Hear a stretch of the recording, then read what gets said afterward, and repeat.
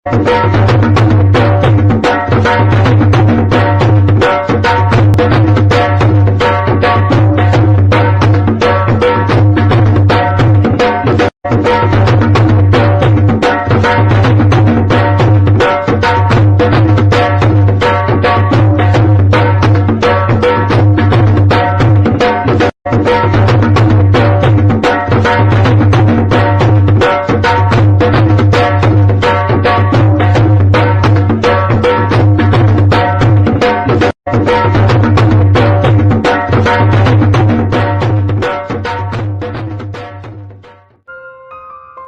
સોમનાથ મહાદેવનું પ્રાગટ્ય.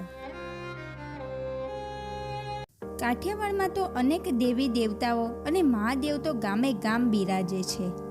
એમાંના આજે ઘેલા સોમનાથ મહાદેવની વાત કરવી છે. ભોળાનાથનું પ્રાગટ્ય આ ભૂમિમાં કઈ રીતે અને કેવા સંજોગોમાં થયું છે?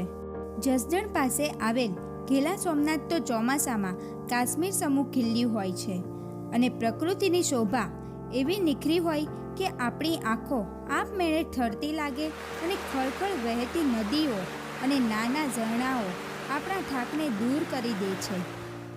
આજુબાજુના ડુંગરાઓ તો જાણે કે પદ્માસન વાળીને ધ્યાનસ્થ બેઠેલા યોગીઓની યાદ અપાવે છે. મંદિરની બાજુમાં જે નદી વહે છે તેને ઘેલો નદી કહે છે. એને બીજા નામે ઉન્મત્ત ગંગા કહે છે. ઘેલા સોમનાથનું સ્થાપન જે સ્થળે થયું તેની પાછળની લોકકથા એમ કહે છે કે સુલતાન મોહમ્મદ ગઝનીએ સોમનાથ તોડ્યું એ સમયે કેટલાક શાણા ડાયા માણસોએ ભગવાનના લિંગને ભૂગર્ભમાં પધરાવી દીધું હતું અને ત્યાં ગુપ્તવાસમાં ત્યાં મહાદેવની પૂજા કરવામાં આવતી હતી. આવું તો સદીઓ સુધી ચાલ્યું, પણ જ્યારે 15મી સદીમાં સુબાને ખબર પડી ગઈ કે આ તો હિન્દુઓએ શિવલિંગ બચાવી લીધું છે ને છુપાવી રાખ્યું છે, તો તેને સોમનાથ તોડવાની ઈચ્છા થઈ. આવીને તે નીકળ્યો સોમનાથ તોડવા. પરંતુ સુબાની આ ચડાઈના સમાચાર વાયુ વેગે પ્રસરી ગયા અને રાજા મહારાજાઓ અને લોકોને ખબર પડી ગઈ કે સુબો મંદિર તોડવા આવે છે. આ સમયે જૂનાગઢ ઉપર રા મહિપાલનું શાસન ચાલતું હતું અને તેના રાજકુંવરી મિનળ દેવીને ભગવાન સોમનાથ ઉપર અટૂટ શ્રદ્ધા હતી.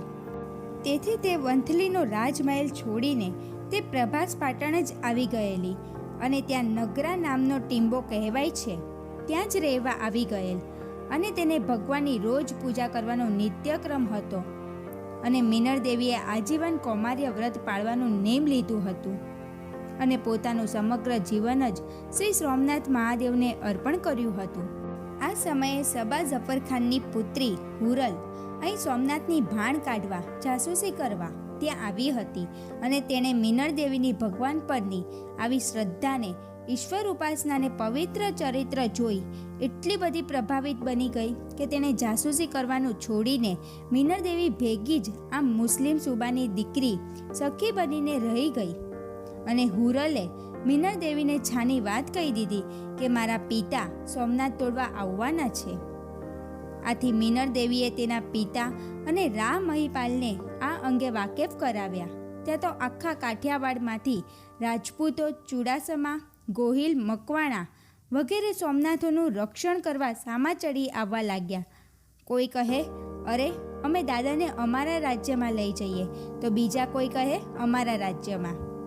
બરાબર આવા ટાણે અચાનક હીરાગરજી કરીને એક વ્યક્તિ સામે આવ્યા ને તેમણે રાજપૂતોને કહ્યું કે હું પોતે જ સોમનાથથી આવું છું અને સોમનાથ દાદાએ જ મને સ્વપ્નમાં આવીને કહ્યું કે મારા લિંગને પાલખીમાં પધરાવવું, આગળ પોઢીઓ ચલાવવો, તેની પાછળ પાલખી જવા દેવી અને જ્યાં પોઢીઓ બેસી જાય ત્યાં લિંગનું સ્થાપન કરજો. લિંગને ક્યાંય નીચે મૂકતા નહીં, બાકી હું ત્યાં જ રહી જઈશ. આ વાત એકબીજાની ખેંચતાણમાં બધા રાજપૂતોને ગમી ગઈ કે આ વાત બરોબર છે. તે બધાએ પ્રભાસ પાટણ જઈ મહાદેવના લિંગને પાલખીમાં પધરાવ્યું અને ગિરી, પુરી, ભારતી અને સોમપુરાએ પાલખી ખંભે લીધી અને મિનળ દેવી અને સુબાની શાહજાદી હુરલ પણ તેમાં જ ભેગા બેસી ગયા. લાઠીના કારભારી વાણિયાનો પુત્ર ઘેલો ગોરડીઓએ બાણને 2 હાથમાં લઈ બેઠો કે બાણને કોઈ અપવિત્ર ન કરી દે. બીજી બાજુ સુબા ઝફરખાનને ખબર પડી કે શાહઝાદી હુરલ જે સમાચાર લાવવા કે જાસૂસી કરવા ગઈ હતી તે તો મીનળ દેવીની ચાહક અને ભક્ત અને સખી જેવી બની ગઈ છે. એવું જાણતા તો તે લાલચોળ ધકેલ તાંબા જેવો થઈ ગયો.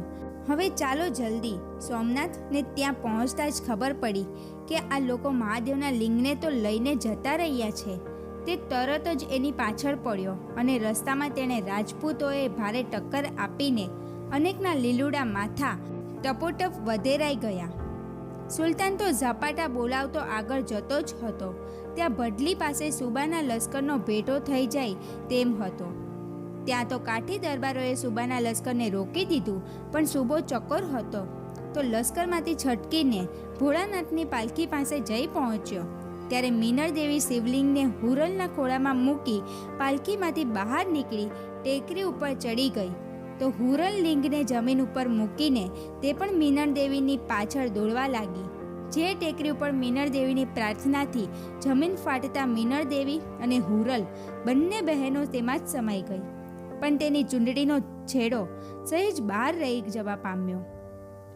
અને દંતકથા મુજબ કહેવાય છે કે 1934 સુધી એ ચૂંદડીનો છેડો બહાર હતો, પણ કોઈએ શંકા કરી ખેંચતા તે જમીનમાં ચાલ્યો ગયો એવી વાયકા છે.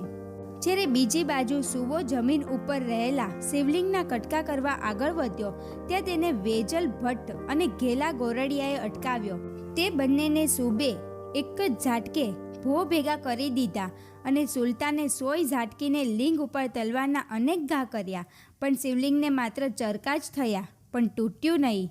આટલામાં તો ભડલીના કાઠી દરબારો પોતાની તગમગતી તલવારો અને ભાલા લઈને આવી પહોંચતા કાળઝાળ કાઠીઓને જોઈ સુબો મુઠ્ઠીઓ વાળીને ભાગ્યો. ઘેલાના નામને અમર રાખવા આ મહાદેવનું નામ ઘેલા સોમનાથ નદીનું નામ ઘેલો રાખવામાં આવ્યું. મંદિરના ઓરડાનું કામ ચાલતું હતું ત્યારની એક ચમત્કારિક કથા એવી મળે છે કે મહાદેવની બરાબર સામેના કેટલાક ભાગનું ચણતર કડિયા કરે, પણ તે સવારે તૂટી પડેલું જોવા મળતું હતું. આમ અનેકવાર થયું. પછી ત્યાં વચ્ચે એક જાળી મૂકવામાં આવી અને પછી જ ચણતર આગળ વધારી શકાયું હતું. આનું કારણ ભક્તોમાં એવું માનવામાં આવે છે કે મીનળ દેવીને રોજ મહાદેવના દર્શન કરવાનું નિયમ હતું, તો તે મહાદેવના દર્શન વિના કેમ રહી શકે? આ ચણતર વચ્ચે આડું આવતું હતું. મીનળ દેવી ભગવાનના બરાબર સામેથી દર્શન કરી શકે છે. આજે પણ રોજ મીનળ દેવીને દૈરીએ પહેલો દીવો થાય છે. શ્રદ્ધાળુઓ લોકો એવું પણ કહે છે કે કાયમ શ્રાવણ માસમાં જ્યાં વહેલા મંદિર પૂજારી ખોલે ત્યાં ભગવાનની કોઈ તાજા ફૂલ ચડાવીને પૂજા કરી ગયું હોય છે તેવું લાગે છે, અને તે મીનળ દેવી જ હોવા જોઈએ.